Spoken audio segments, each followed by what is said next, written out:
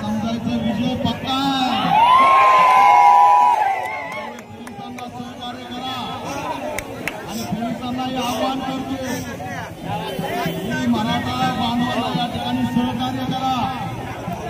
त्यांना असणारं या ठिकाणी सहकार्य करा। सगळे आपापल्या पद्धतीतून त्यांचं आंदोलन झालं की जाणार आहे आणि म्हणून मित्रांनो आमचा या आंदोलनाला सुरुवातीपासून पाठिंबा।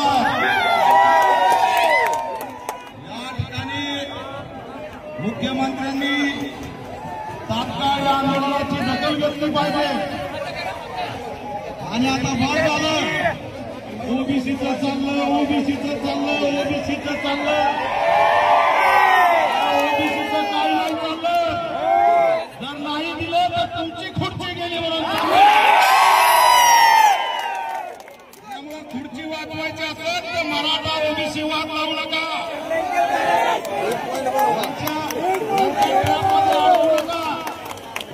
तुम्ही आतापर्यंत शांततेत आंदोलन केलंय, आपण असंच शांततेत आंदोलन केलं तर आपला विजय या ठिकाणी पक्का आहे। आरक्षण घेतल्याशिवाय आणि गुलाल उधळल्याशिवाय मनोजांनी सांगितलं बाकी काय ओबीसी बांधव सोबत आले, मी सुद्धा सोबत आलोय आणि मी आलो म्हणलं या झालं काय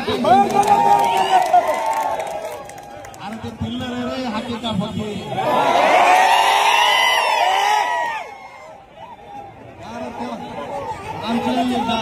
आमचे गंगाधर काळकुटे एकटेच करून उरते ते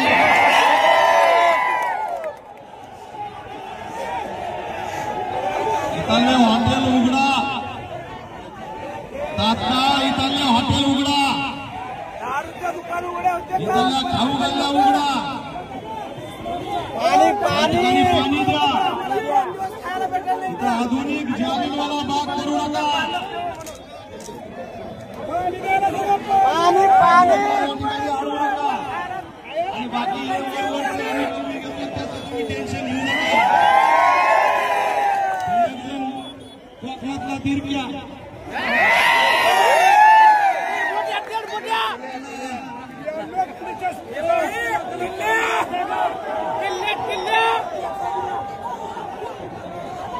अरे ऐका बाबा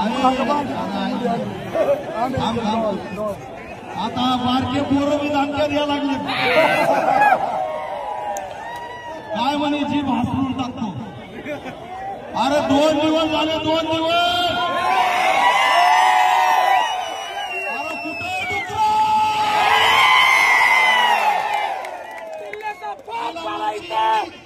अरे कुठे जी भासली करायचं काय सगळे बिळात घाला सगळे बिळात घाला बाहेर काढू नका। बाहेर आले तर इथं काही खैर नाही। आता येता एक बॅनर वाचलं शिव्याचा इतिहास लिहिला जात नाही म्हणे आणि कर्तृत्वाचा इतिहास लिहिला जातो। अरे या बहुजनाने तुम्हाला जगवलंय, यांना चॅलेंज करू नका आणि शिव्याचा इतिहास आम्हाला सांगू नका। अरे या 2 बारक्याचं दिरक्याचं शिव्याच्या पलीकडे काय योगदान आहे? शिवी दिली म्हणून मंत्री आणि काय कर्तृत्व त्याचं? शिव्या देणाऱ्याला मंत्रीपद आणि हे सरकार बांधवांनो इकडे अलीकडे या, टेन्शन घेऊ नका, अलीकडे या। आता मी बसलोय, हे 2 रस्ते रिकामे करा, पोलिसांना सहकार्य करा। सीपी साहेबांनी हा पेस दिलेला आहे आपल्याला आणि लवकर मागणी नाही पूर्ण झाली तर सारा मुंबईत आपल्याला देऊन टाकतात। त्याच्यामुळे आर्मीवर आलो हे विसरून गेलो बाबा।